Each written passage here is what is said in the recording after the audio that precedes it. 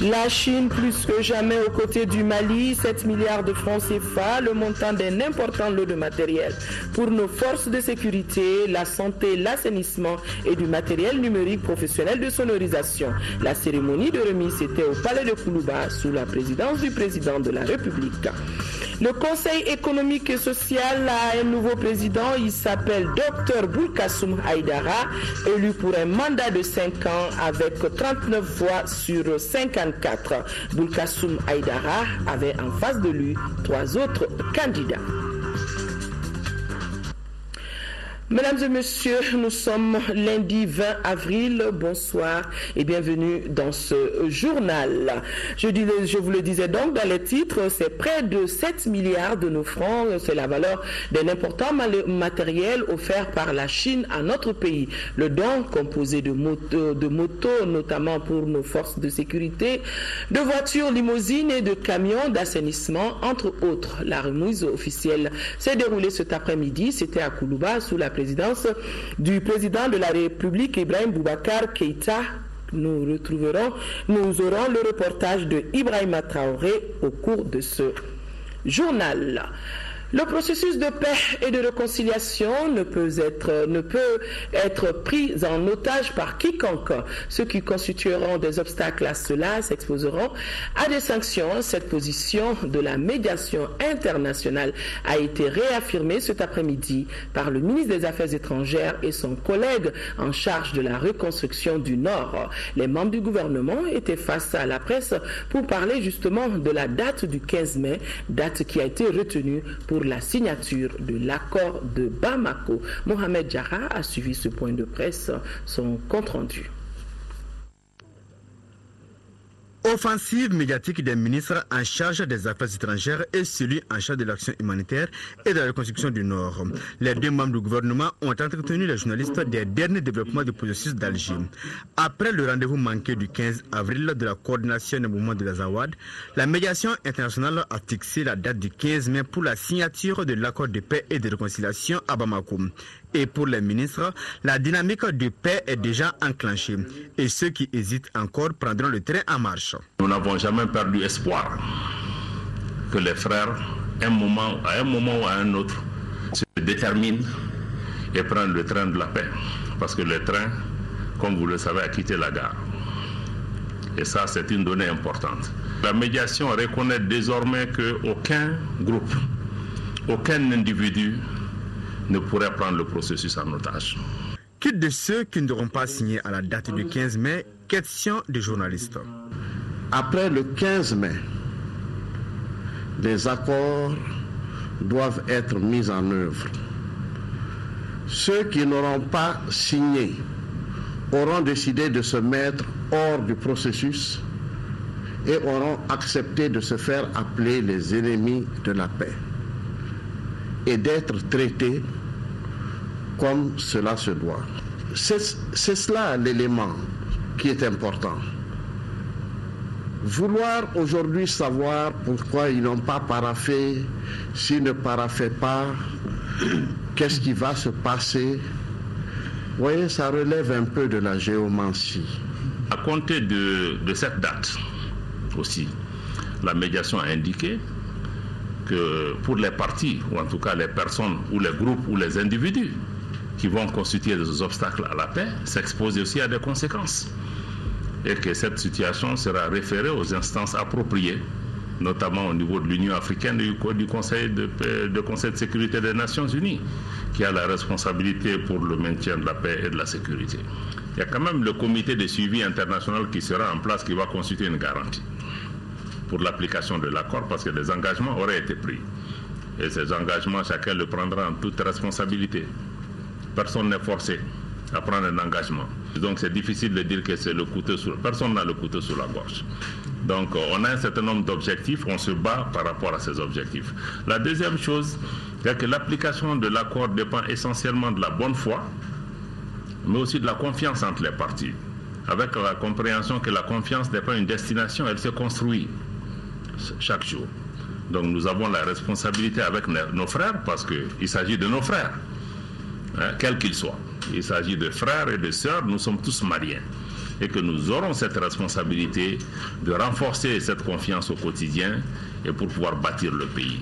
Pour sa part, c'est en toute responsabilité que le gouvernement signera cet accord qui constitue une base solide pour le retour de la paix. Et le ministre Diop d'évoquer la responsabilité de la presse dans la mise en œuvre de cet accord. Une invite à faire stopper la propagande médiatique. Je crois que ça sera très facile pour nous aussi d'aller dans l'invective, la stigmatisation. Et je crois que rien n'est définitif. Gardons espoir. Essayons dans la mesure du possible de lancer tous les messages d'apaisement possibles. Parce que nous sommes convaincus qu'il y a beaucoup de nos frères et sœurs de l'autre côté qui sont des personnes raisonnables, qui sont des personnes qui veulent la paix, qui pour des raisons que nous ne pouvons pas expliciter ici et là, n'arrivent pas encore à sortir et à faire entendre leur voix. Essayons, dans notre travail de tous les jours aussi en tant que journalistes, de véhiculer ces messages d'apaisement, d'encourager ceux qui veulent faire le pas à pouvoir le faire pour qu'on puisse se retrouver et construire le pays. L'on s'achemine inexorablement vers le compte à rebours du retour de la paix au Mali.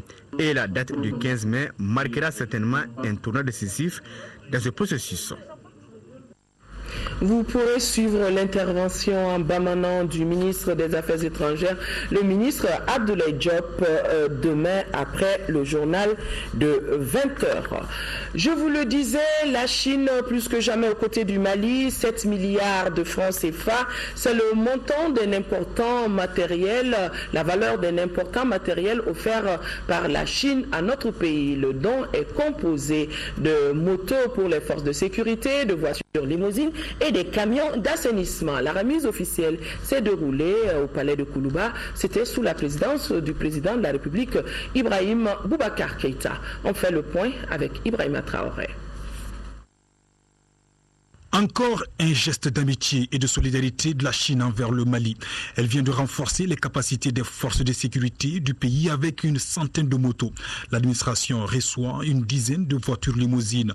Plusieurs autres services techniques du pays bénéficient notamment de 10 camions d'assainissement avec 40 poubelles à grande capacité, 100 machines à coudre, des consoles de mixage numérique et du matériel de prévention contre Ebola. Le tout pour un montant de près de 7 milliards de francs CFA. Excellence, Monsieur le Président, lors de votre discours à l'occasion de la fête de l'indépendance du Mali l'an dernier, vous avez indiqué, je cite, « Ce qu'il faut, et nous en avons instruit le gouvernement, c'est saisir chaque opportunité offerte au Mali pour le bien-être du peuple malien. » Fin de citation. La partie chinoise partage le même point de vue et souhaite se joindre aux efforts du gouvernement malien en la matière. La cérémonie d'aujourd'hui est donc une réponse du peuple chinois aux besoins du peuple malien, ce qui montre en suffisance l'attachement que la Chine ne cesse de témoigner au renforcement de nos relations bilatérales. Ce don de matériel sera destiné à améliorer la capacité des forces de sécurité, de l'administration des femmes et de la protection de l'environnement, de l'assainissement, en un mot, dans les secteurs étroitement liés au bien-être de la population malienne. Le président de la République a, lui, magnifié les relations historiques qui lient le Mali à la Chine. Une visite guidée aura permis au chef de l'État d'apprécier l'importance et surtout la qualité du matériel. Illustration dans cette voiture qu'il a tenu à conduire lui-même en premier. Si à un contrôle, un citoyen refusé d'obtempérer, ils ont maintenant le moyen de poursuite. Je ne peux plus dire maintenant on n'a pas de moyens. Ils ont les moyens. Et des moyens très efficaces. Je pense que ça c'est aussi valable pour la sécurité à l'intérieur des villes que dans les zones périphériques et interurbaines. Il y a trop de désordre, trop d'indiscipline par rapport à la sécurité routière. Des véhicules qui ne sont pas aux normes, qui n'ont pas de feu de signalisation, qui n'ont pas de feu, ni même de catadioptre pour signaler une masse en mouvement, ce qui est un danger absolu. Et tout cela aujourd'hui, ils ont les moyens par rapport au matériel dont ils vont disposer de pouvoir contraindre les contrevenants. C'est donc une contribution très positive de la Chine à la sécurité intérieure du Mali et donc à la protection des citoyens du Mali. C'est le signe que je donne à cela. D'ailleurs, l'ensemble de ces matériels-là aujourd'hui, on a vu les conteneurs l'assainissement, les poubelles, ces poubelles-là, qui sont de portée facile et qui peuvent être déposées n'importe où, pour que l'on ne jette plus les ordures n'importe où, n'importe comment. Et que l'on participe, et ça participe de l'effort que nous sommes en train de mettre en œuvre aujourd'hui avec Ozone pour assainir Bamako. Je crois donc que c'est un apport très important qui était attendu. 10 camions bennes avec 50 bennes disponibles pour le disposer ça et là. Je crois que l'effort est à saluer. Il était attendu, il est fabuleux et c'est encore un signe d'amitié de la Chine par rapport au peuple du Mali. Quand l'ami se soucie de votre santé, ça c'est un vrai ami. La chancellerie des ordres nationaux a saisi cette opportunité pour décorer au nom du président de la République Liu Qi, conseiller économique et commercial à l'ambassade de Chine au Mali, chevalier de l'ordre national du Mali à titre étranger. Le Conseil économique, social et culturel a un nouveau président. Dr Boulkassoum Haïdara succède à Jamil Bitar à la présidence du Conseil économique, social et culturel. Il a été élu aujourd'hui pour un mandat de 5 ans avec 39 voix des 54 membres présents. Dr Boulkassoum Haïdara avait en face de lui 3 autres candidats. C'était au cours de la session extraordinaire de la 55e mandature convoqué pour ce lundi 20 avril. Compte rendu Daouda Sidiki Diarra. Dr Boulkassoum Haïdara est le nouveau président du Conseil économique, social et culturel. Il a été élu avec 30 voix face à Issa Sidibé 7 voix, Cheikh Amala Simpara 5 voix et Abdoulaye Amadou Diallo 3 voix. L'élection a eu lieu au cours de la session extraordinaire de la 5e mandature de l'institution qui a ouvert ses travaux ce lundi. Je saisis cette occasion solennelle pour vous remercier très chaleureusement pour la confiance que vous avez spontanément placée à ma modeste personne ainsi qu'aux autres membres du bureau dans une atmosphère conviviale et apaisée. La mise en place d'institutions fortes et crédibles, la priorité que le président de la République, son Excellence Ibrahim Boubacar Keïta, s'est fixée au tout début de son mandat. C'est dans cette perspective que notre institution s'investira à jouer son rôle constitutionnel de force de proposition à l'appréciation des hautes autorités. Aussi, faut-il retenir que la mise en place de l'annexe 3 de l'accord de paix et de réconciliation nationale, qui est en instance de signature, va avoir un impact significatif dans l'accomplissement honorable de notre mission. Apprêtons-nous à y faire face. Au poste de vice-président, 4 candidats étaient aux prises. Yacouba Katile de l'UNTM l'a emporté avec 34 voix face à Cheikh Amala Simpara, Issa Sidibé et Abdoulaye Amadou Diallo. Maoulou Ben Katra, élu avec 38 voix, est le premier secrétaire de bureau de cette institution. La deuxième secrétaire de bureau est Rukia Makalou. Pour n'avoir pas eu de concurrent, elle a été élue avec 50 voix. L'élection des 5 présidents de la commission et leurs rapporteurs aura lieu ce mardi. Le président du Conseil économique, social et culturel a admiré le travail bien fait de ses prédécesseurs. Les mandatures écoulées de 1988 à nos jours ont connu des fortunes diverses. Cependant, il convient de relever qu'elles ont aussi cumulé des avancées non négligeables. C'est donc le lieu de féliciter très chaleureusement mes prédécesseurs pour les efforts abattus. Toutefois, je tiens à saluer particulièrement le travail remarquable accompli par la 4e mandature du Conseil économique, social et culturel dirigé par M. Jamil Bitar. La communication sur le Conseil économique, social et culturel est au menu de la 4e journée de cette session. Dr Boulkassoum Haïdara est l'actuel président par intérim du RPM. À cet effet, le Bureau politique national du mouvement pour la démocratie et le développement MDD se félicite de l'élection du docteur Boulkassoum Haïdara à la présidence du Conseil économique, social et lui réitère toute la disponibilité du Bureau politique à œuvrer à vos côtés pour l'atteinte de ces objectifs. devrais-je dire. Et ce communiqué du ministère des Maliens de l'extérieur sur la situation des migrants en Italie. Le ministère des Maliens de l'extérieur a appris avec beaucoup de tristesse les naufrages successifs intervenus dans les eaux de la Méditerranée, entraînant plus d'un millier de victimes. Très préoccupé par cette situation, le ministère des Maliens de l'extérieur est en relation étroite avec les autorités diplomatiques et consulaires du Mali pour faire le point et donner des informations plus précises sur le drame. Le ministre des Maliens de l'extérieur, Dr Abdrahmane Sylla, lance un appel pressant aux Maliens qui se trouveraient tentés par une nouvelle aventure d'y renoncer et demande à la communauté internationale d'agir avec décision et rapidité pour éviter que les tragédies ne se répètent.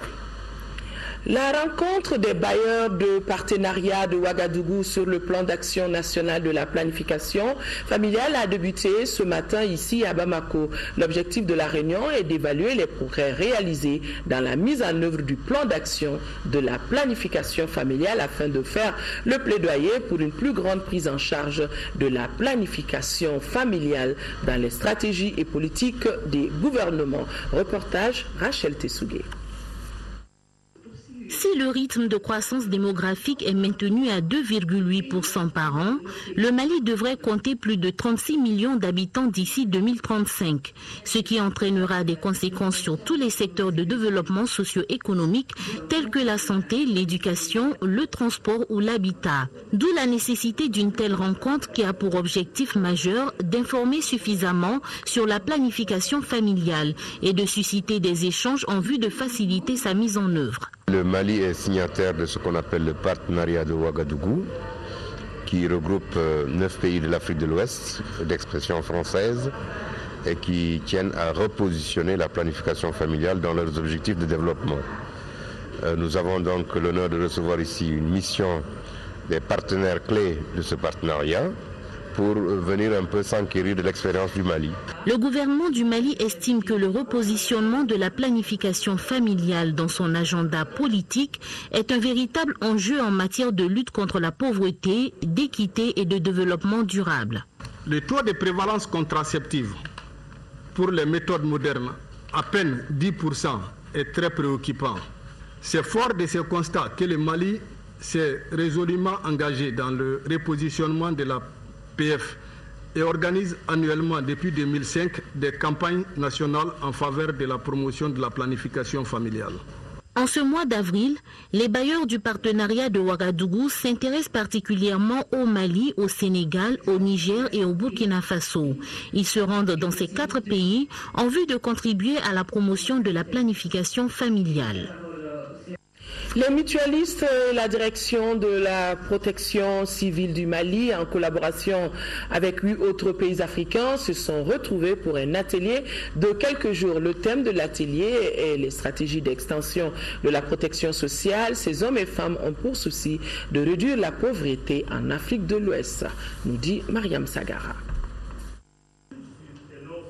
9 pays africains autour du thème « Les stratégies d'extension de la protection sociale », un thème d'union et de synergie mutualiste qui favorise un partage d'expériences pour la protection sociale. Compte tenu des options prises actuellement par les États de l'Afrique de l'Ouest et de l'Afrique en général, d'assurer la couverture universelle santé à toute la population et des initiatives très prometteuses développées par les mouvements sociaux que vous représentez, tous les partenaires au niveau zonal ont identifié un défi politique commun, à savoir la reconnaissance et l'implication des mouvements sociaux dans la gestion, la mise en œuvre et l'évaluation des politiques de protection sociale, notamment les systèmes de couverture santé universelle. L'intérêt du Mali pour les mouvements sociaux a suscité les autres pays à organiser cette rencontre sous le couvert de la Belgique. En Afrique, ANMC travaille en étroite collaboration avec VSM qui, à son tour, collabore non seulement avec des acteurs mutualistes, mais aussi avec des autres acteurs importants qui s'engagent pour élargir la protection sociale dans leur pays. Au plan national, depuis l'année 2002, le gouvernement du Mali a adopté une déclaration de politique nationale de protection sociale qui a défini comme orientation l'extension des champs d'application personnelle et matérielle, le développement de l'aide et de l'action sociale, le développement de la mutualité et autres organisations basées sur la solidarité. Cette déclaration a été traduite en plan d'action national d'extension de la protection sociale, dont le premier plan a couvert la période 2005 à 2009 et le second, en cours de mise en œuvre, couvre la période 2011-2015. Cette rencontre sous-régionale va permettre de réduire considérablement la pauvreté au sein des pays concernés à travers des stratégies élaborées pour renforcer la mutualité qui soutient la solidarité africaine et au-delà mondial. Pour le cas du Mali, le département en charge s'y consacre pour la prise en compte de tous les citoyens dans le besoin. Madame le ministre de la Culture, de l'Artisanat et du Tourisme, Ndiaye Ramatoulaye Diallo, était à l'Assemblée pour échanger avec les membres de la Commission Éducation, Culture et Communication sur les perspectives et les défis du département de la Culture, de l'Artisanat et du Tourisme et pour faire un tour d'horizon des activités menées par les deux parties dans le cadre du développement et de la promotion culturelle de notre pays. Madame Ndiaye Ramatoulaye Diallo est au micro de Modibo Soirée. Nous étions venus faire part de nos actions du département à notre commission de tutelle ici au sein de l'Assemblée, partager les perspectives, les défis et bien entendu recueillir leur accompagnement, leurs idées, leur bénédiction, mais surtout leur vision de nos actions. Il a été question de présenter un peu les actions de notre département, les perspectives sur toutes les questions de culture du département. Bien entendu, il était question également de partager les défis auxquels nous faisons face en ce moment. Il s'agissait pour nous de déterminer les thématiques à aborder lors de la tenue des États généraux prévus pour le mois de juin prochain, qui pour nous permettront de faire découvrir la richesse réelle de cette culture malienne et surtout tous les créneaux y afférents. Est-ce que vous avez abordé le sujet du décret des droits voisins qui pose problème actuellement?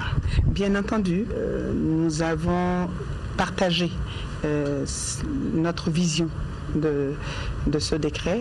Nous avons également fait part de la situation actuelle de ce décret qui est en ce moment précis au niveau de la Cour suprême et nous avons également partagé notre vision des voies et moyens pour nous permettre tant au patronat qu'au département et aux artistes d'un commun accord en arriver vraiment à l'aboutissement heureux de ce décret. 50 titres fonciers, soit plus de 198 hectares, morcelés en 3445 parcelles, ont été annulés dans le cercle de Kati par le gouvernement. L'annonce a été faite cet après-midi à la presse par le ministre des Domaines de l'État et des Affaires foncières, Maître Mohamed Ali Bachili. Les terrains retirés seront mis à la disposition des populations rurales pour l'agriculture et l'élevage, a indiqué le ministre Bachili. Notre reporter Boubacar Sissoko y reviendra dans nos éditions de demain. De l'agriculture au transport, de l'éducation aux mines, sans oublier la santé et l'énergie, le Mali et les institutions de Bretton Woods se sont mis d'accord pour la réalisation de nombreux projets. À l'heure du bilan des assemblées annuelles du FMI et de la Banque mondiale, le ministre de l'économie et des finances n'a pas caché sa satisfaction. Mamadou Igor Diarra, qui regagne Bamako avec une bonne nouvelle, n'aura pas chômé à Washington. C'est ce que nous dit Salif Sanogo depuis Washington. Il y a des sourires loin des conventions protocolaires qui en disent long sur l'état de la coopération entre partenaires. Et en ce dimanche après-midi, ce qu'affichait le directeur général adjoint du FMI et le ministre de l'économie et des finances témoignent, en n'en pas douter, d'une nouvelle dynamique partenariale. Je puis vous assurer que les relations entre le gouvernement de la République du Mali et le Fonds monétaire international sont désormais au beau fixe et pour très longtemps. Nous aurons l'occasion d'en faire la restitution au Mali. Il était normal que cette troisième revue à Washington soit conclue par cette audience que le directeur général adjoint vient de nous accorder. Et cela conclut donc la partie Washington de la revue.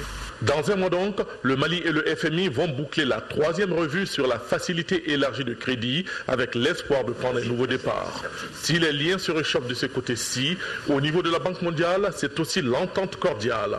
Dans le cadre de sa nouvelle stratégie d'intervention au Mali, elle entend faire plus et mieux. Elle demeure aussi aux côtés de notre pays dans de nombreux dossiers prioritaires. Dans le domaine agricole, un certain nombre de nouveaux projets vont prendre les relais des anciens qui sont en train de finir, notamment pour ce qui concerne le PCDA. Il y aura une nouvelle version de ce projet. Nous avons parlé des projets en faveur de l'enseignement supérieur où la Banque mondiale va apporter un certain nombre d'appuis.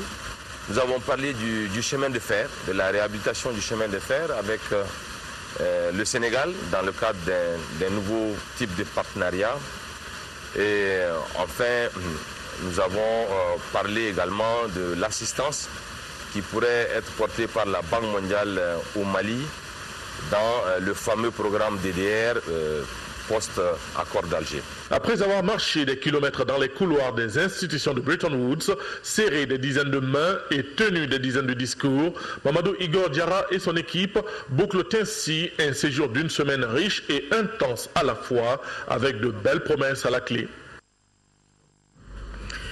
Le ministre de l'Urbanisme et de l'Habitat, lui, était en Pologne. C'était du 13 au 18 avril dernier. C'était dans le cadre des échanges avec les responsables de l'organisation Cluster for Africa en vue de la réactivation du projet de réalisation de 7000 logements sociaux à Kati Koko. Les échanges ont été fructueux et ont été sanctionnés par la signature d'un protocole d'accord entre le département de l'Urbanisme et de l'Habitat du Mali à travers le ministre Dramane Dembélé et la société Arbet Investment Group, représenté par son président directeur général, et toujours pour la réalisation des 7000 logements sociaux. Le ministre de l'Urbanisme et de l'Habitat, Dramane Dembélé, se réjouit de cette initiative qui s'inscrit parfaitement dans la vision du président de la République en matière de logements sociaux. Mahamadou Kone.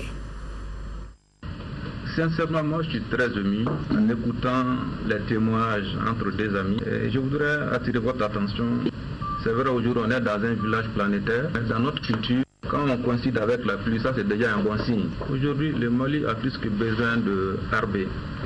Sincèrement, aujourd'hui, le potentiel est réel au Mali. Aujourd'hui, si nous interrogeons nos statistiques, on a besoin de 400 400 unités d'habitation. La vision du président de la République du Mali, monsieur le président Ibrahim Boubacar Keïta, c'est d'avoir un plus grand nombre d'accès des Maliens à des logements, qui est un élément déterminant dans la dignité, dans l'honneur de l'homme malien, avoir un toit, abriter sa famille. Et imaginez que Arbé veut concourir à réaliser cette vision.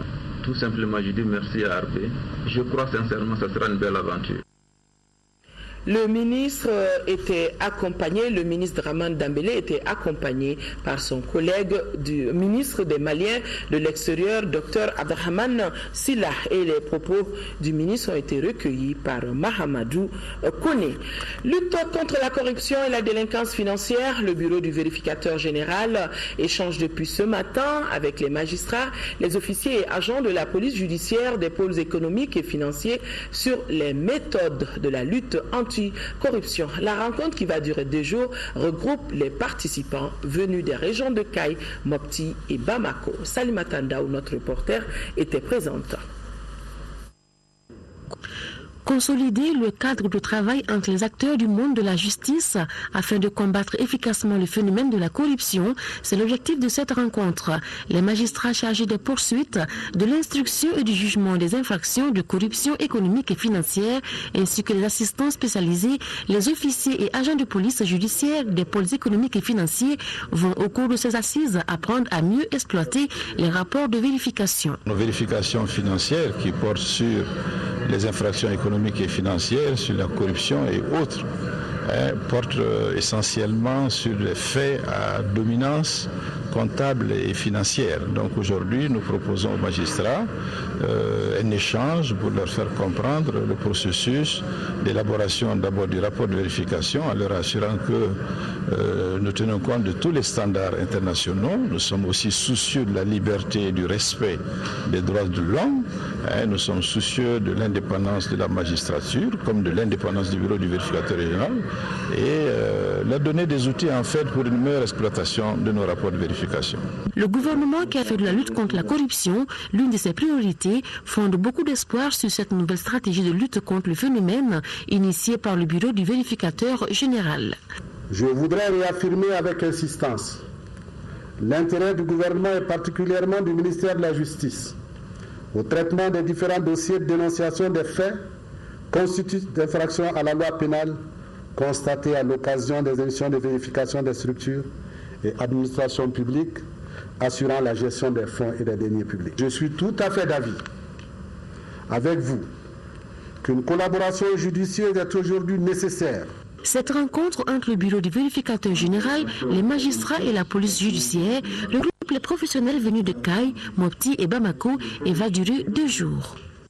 Le ministre de l'administration territoriale et de la décentralisation convie les présidents de partis politiques, les représentants des organisations de la société civile à une rencontre d'information et d'échange sur l'accord pour la paix et la réconciliation au Mali issu du processus de paix d'Alger, et la rencontre aura lieu le jeudi 23 avril 2015 à partir de 10h dans la salle de conférence de la primature, et ça sera sous la présidence du Premier ministre, chef du gouvernement.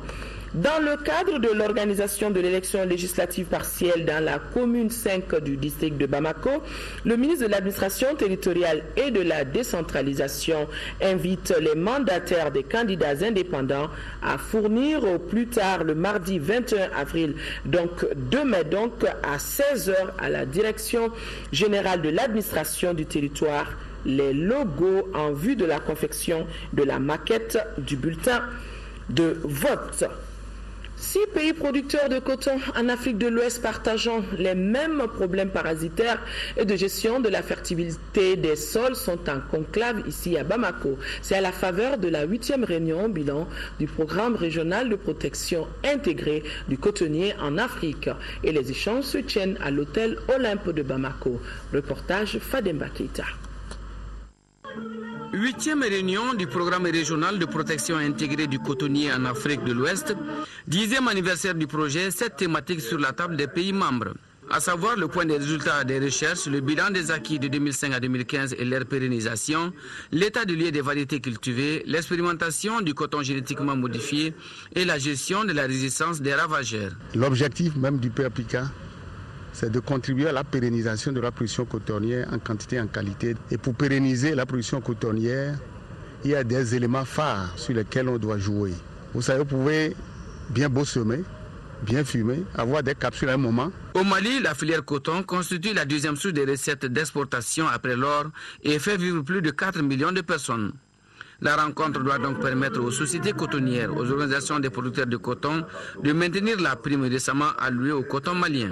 Dieu merci, aujourd'hui le coton malien, sa qualité est reconnue internationalement. Avant-hier tout près, la bourse de cotation de coton au niveau mondial, qui est la bourse de New York, nous a accordé une prime de 7 francs par kilo par rapport au coton africain. Donc quand le coton africain, par exemple, est coté à 800 francs, automatiquement le coton malien est coté à 807 francs. Cela fait plusieurs décennies que le coton est cultivé sur les mêmes sols.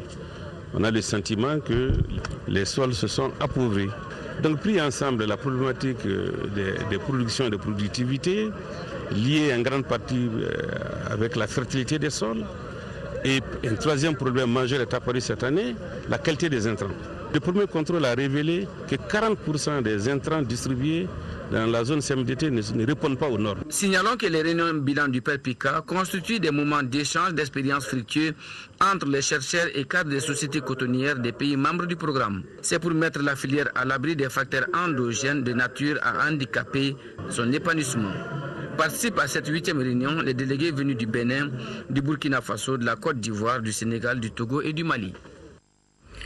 Dans le cadre de sa mission de déminage et sécurisation du tronçon Djabali-Nampala, une patrouille des forces armées maliennes, conduite par le commandant de la 2e région militaire, le colonel-major Takni Ag Intekan, a fouillé la zone de Nampala pour mettre hors d'état de nuire les poseurs de mines. Au cours de cette mission, les FAMA ont eu droit à des échanges de tirs avec ces terroristes aux abords de leur base. Le reportage est de Mohamed Boua Koulibaly avec la voix de Fousseni Samake. Dans sa mission de déminage et de sécurisation de l'axe Nyono-Djabali-Nampala, le commandant de la 2e région militaire, sur instruction du chef d'état-major général des armées, s'est rendu dans les localités de Bingel, Kouladi, Bounumboubou et autres villages de la commune rurale de Nampala. L'objectif était de démasquer et mettre hors d'état de nuire ces terroristes qui récidivent. Ainsi, dans la forêt de Kourgou où se réfugient ces djihadistes, de violents échanges de tirs ont opposé les terroristes à la patrouille des FAMA. On ne déplore aucune perte en vie humaine côté FAMA. La patrouille a récupéré des engins à deux roues et autres armes artisanales abandonnées par ces djihadistes et leurs complices. Après, on a pris une patrouille. On va savoir où les problèmes viennent. Jusqu'à on s'est rencontré où il y a les bases des djihadistes, où ils ont fait toutes les mines. Ce n'est pas une base d'aujourd'hui, ni hier, c'est une base à durée là-bas. Et ils sont venus, on a rentré et même jusqu'à l'intérieur de leur base. De là-bas, nous, on a replié et on a commencé à changer les tirs avec eux. Le général Mohamed Touré, chef d'état-major général des armées, est déterminé à anéantir ces terroristes et leurs complices qui constituent un véritable danger pour la libre circulation des personnes et de leurs biens dans cette zone. À Gao, l'ONG Vibon et ses partenaires Hed Tamat au Niger et Caire Allemagne volent au secours de 60 familles déplacées à travers la distribution de kits alimentaires et le financement d'activités génératrices de revenus en faveur de 185 femmes pour un coût total de 9 millions de francs CFA. L'objectif de ces donations est de minimiser la souffrance des populations démunies. De Gao, la correspondance de Drissa Koné. Ce programme dénommé NR2942 comprend plusieurs volets dont la distribution des kits alimentaires à 60 familles déplacées de retour, la signature de conventions de financement d'activités génératrices de revenus avec 5 associations féminines et la dotation de 10 cireurs de chaussures en kit complet de cirage. Cette dernière activité est exécutée en partenariat avec le réseau des jeunes leaders pour la paix et la cohésion sociale. Les jeunes qui, en réalité, au moment de la crise, étaient vers le sud, vers le Niger, donc ils sont de retour maintenant. Ils ont besoin quand même d'un peu de moyens pour pouvoir relancer l'activité. La cérémonie qui nous réunit aujourd'hui concerne la remise des kits alimentaires de 50 kg de riz, 50 kg de mil, 10 litres d'huile, un paquet de couscous, un paquet de spaghettis, du sucre, du thé et du lait à 60 familles déplacées de Gao, Gabero, Gouzéré et au financement des plans d'affaires de 187 femmes. D'un coût total de 9 millions de francs CFA, NR2942 est exécuté par l'ONG Vibon et financé par Hed Tamat au Niger et Caire Allemagne. Cette activité s'inscrit dans le cadre du programme de reconstruction socio-économique et réintégration des populations réfugiées dans la région frontalière nord-est Mali-Niger. Pendant la crise, j'ai été à Bamako. Maintenant, je suis revenue et je suis très contente pour ces dons. Ça m'est très utile. Vous répondrez aux préoccupations des plus hautes autorités. Et je peux vous assurer que nous n'abangerons aucun effort pour vous accompagner dans votre lourde mais solide mission. Cette première activité, qui a en son sein un volet sportif, a pris fin par une rencontre de basketball opposant les jeunes joueurs des différents centres de la cité des Askia. Plus de 10 millions de francs CFA, c'est l'appui qu'apporte l'ONG Al-Farouk aux populations de Daoudabougou dans le cadre de l'implantation d'un forage. Elle a aussi doté les centres d'autopromotion des femmes de Banankabougou et de Rimadjo de 32 machines à coudre, et ces dons contribuent à soulager les populations bénéficiaires et les rendent surtout opérationnelles. Aïssata Saliou Meiga. Cette infrastructure d'adduction d'eau qui vient d'être inaugurée a coûté 4 500 000 francs CFA à l'ONG Al-Farouk et ses partenaires. Ce joyau permettra aux populations de Daoudabougou, en commune 5 du district de Bamako, de disposer de l'eau potable, une denrée indispensable à la vie. On trouve que c'est nécessaire dans le cadre du programme de développement de l'État malien. L'ONG Farouk participe dans ça. Et pourquoi on a répondu à cet appel. Au cours de la cérémonie, les femmes et les chefs des quartiers n'ont pas manqué d'exprimer leur reconnaissance aux donateurs. Le problème d'eau, nous l'avons posé dans notre plan triennal de développement. Nous en avons discuté avec les citoyens, donc les populations de la commune 5. Si un de nos concitoyens a eu l'initiative de mobiliser son intelligence et l'intelligence de son association pour essayer de trouver un point d'eau pour les populations de cette partie de Daoudabougou, nous ne pouvons que nous en féliciter. Auparavant, le directeur de l'ONG Al-Farouk a remis 32 machines à coudre au centre de formation d'autopromotion des femmes de Yirimadio et de Banankabougou. D'un coût total de 6 millions de francs CFA, ces machines ainsi acquises permettront aux femmes d'être plus opérationnelles. Ce geste vient a priori résoudre une des grandes priorités de cette communauté quand on sait que la couture demeure de nos jours une activité très productive et profitable pour les populations féminines. Pour lutter contre la pauvreté, il faut former les gens, il faut trouver le travail pour les hommes. Donc, dans ce cadre, l'ONG Farouk fait des centres de couture pour former les hommes et les femmes. Comme le bonheur ne vient jamais seul, le ministère de la promotion de la femme, de l'enfant et de la famille a profité de l'occasion pour offrir un moulin au centre de formation d'autopromotion des femmes de Yirimadio. Sport, athlétisme, le Grand Prix CA de Bamako sera couru demain mardi. La 14e édition du meeting enregistrera la participation de 100 athlètes de 13 pays d'Afrique. Ce lundi, les organisateurs étaient face aux hommes de médias pour le traditionnel point de presse, qu'a d'ailleurs suivi Abdelkarim Kaba. Environ 100 athlètes venus de 13 pays dont la France et la Finlande prendront part à la 14e édition du Grand Prix CA de Bamako. Après la rétrogradation, le meeting Grand Prix CA de Bamako retrouve la catégorie argent. Cette nouvelle est allée droit au cœur parce qu'il faut reconnaître que l'année dernière, quand on a été rétrogradé en meeting bronze, ce n'était pas tout à fait la déception, mais on s'était dit, est-ce qu'on va pouvoir remonter ? Mais vous avez vu, l'année dernière, le meeting a été très bien organisé. Le plateau était aussi relevé qu'un plateau de meeting argent. C'est ce qui fait que cette année, l'IAF a décidé de nous reclasser argent. Ce rendez-vous est une occasion pour les athlètes de réaliser de meilleures performances. Pour sa première fois sur la piste au Mali, le champion français en salle sur 400 mètres, Toumani Koulibaly, d'origine malienne, s'est dit fier d'être à Bamako. Si aujourd'hui mon talent peut aider les autres jeunes Maliens à faire le record d'Afrique ou le record du Mali, c'est un plaisir. Et si je peux donner l'envie aux jeunes Maliens qui se trouvent un peu partout dans le Mali, que ce soit dans les villages ou à Bamako, à faire d'athlétisme, ce sera un bon point. Et c'est vraiment mon envie et mon seul objectif pour qu'aujourd'hui je suis venu. Le meeting Grand Prix CA de Bamako, c'est ce mardi au stade Modibo Keïta à partir de 16h. Nous sommes lundi, la chronique santé du jour s'intéresse à une partie de la réponse d'Arcade Sida au VIH-Sida au Mali. Cette association de lutte contre le VIH a décidé d'aller traquer le VIH où il est le plus présent dans la société, c'est-à-dire chez ceux qu'elle appelle les groupes vulnérables. Pour cela, une clinique et un car mobile offrant des soins et des services à des heures peu habituelles. Et notre reporter, Tchessira Emmanuel Dambélé, est allé voir.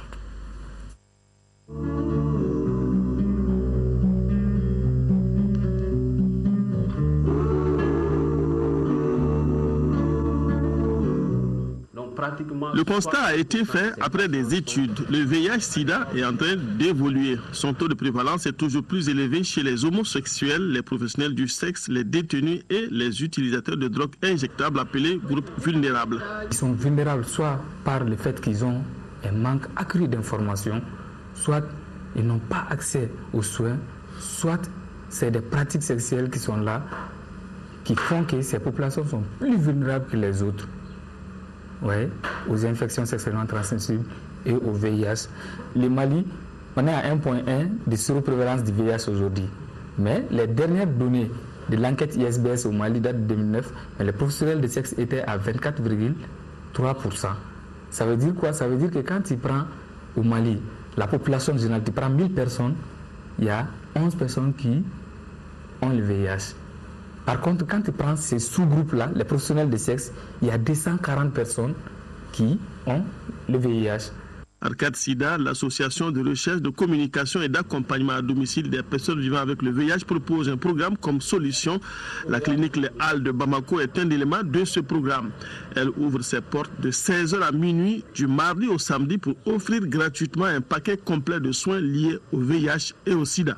Nous donnons la bonne information sur comment se protéger contre les IST, VIH, SIDA, les modes de transmission, les moyens de prévention, etc. Nous faisons le dépistage pour le VIH, le dépistage, n'est-ce pas, des infections sexuellement transmissibles, les IST, et la prise en charge, n'est-ce pas, des cas d'accidents d'exposition sexuelle. Information, sensibilisation, tests de dépistage, offre de traitement antirétroviral, rien n'est omis ici. L'argument avancé est qu'il ne faut laisser personne sur la touche dans la lutte contre la pandémie, surtout que ces groupes dits vulnérables font partie de notre société et peuvent contribuer à propager le VIH. Si ces personnes-là sont infectées et qu'on ne prend pas garde, on va perdre nos acquis. Aujourd'hui, le Mali a fait beaucoup d'avancées par rapport à lutte contre le sida. Mais notre ambition, c'est aller à l'accès universel aux soins pour tous, pas en laissant une partie de la population qui est exclue du fait de leur orientation sexuelle. Parce que nous savons, les hommes qui sont homosexuels sont aussi bisexuels. Le client des professionnels de sexe, c'est monsieur tout le monde. Donc, ils sont au sein de la communauté. Donc, il faudrait que nous soyons très vigilants.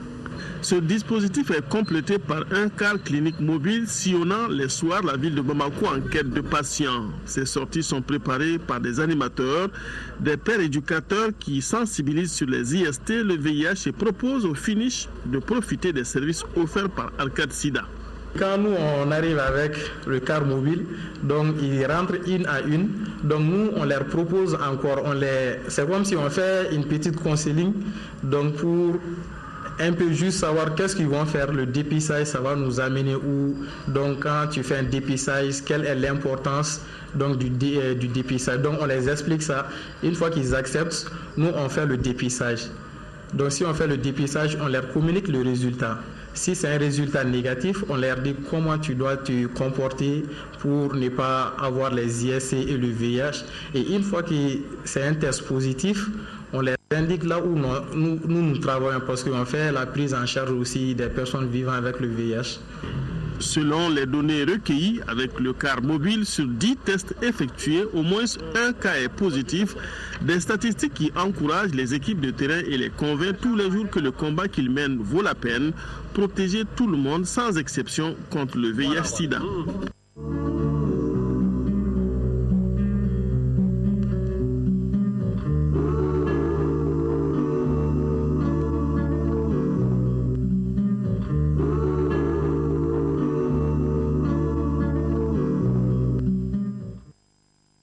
Le gouverneur du district de Bamako convie à une importante réunion qui se tiendra mercredi 22 avril à partir de 9h précises dans les locaux du gouvernorat de Bamako. Convie donc l'ensemble des représentants des partis politiques. Ordre du jour, information sur les préparatifs de l'élection législative partielle en commune 5, questions diverses. Une nouvelle publication, Mali Diplomatie, voilà, je pense que la caméra est bien positionnée sur cette nouvelle publication qui est un magazine d'information de l'ambassade du Mali en France, au Portugal, au Monaco et au Vatican. Dans ce premier numéro, vous pourrez trouver plusieurs articles dont Mali-France, un partenariat exemplaire, les activités de l'ambassade du Mali en France. Et le premier édito est signé de Cheikh Moukoutari Diarra, qui est l'ambassadeur du Mali dans ces différents pays. Et je rappelle que Cheikh Moukoutari Diarra est journaliste de formation. Le président de la République est longuement revenu sur les relations historiques entre le Mali et la Chine cet après-midi. C'était lors de la cérémonie de donation. La Chine qui donne à peu près de 7 milliards de francs CFA dans divers matériels qui vont aider à la sécurisation de notre pays et à l'assainissement. Son intervention dans notre édition de demain avec Ibrahima Traoré. À suivre après ce journal la traduction dans les langues nationales, le communiqué du gouvernement sur l'attaque du convoi de fournisseurs de la MINUSMA. C'était vendredi dernier à Gao. Voilà, mesdames et messieurs, c'est donc tout pour ce journal. Merci de l'avoir suivi. Demain 10h-13h, Kadiatou Kone, je me ferai le plaisir d'être là pour les éditions de la soirée. Excellente nuit à tous. Au revoir.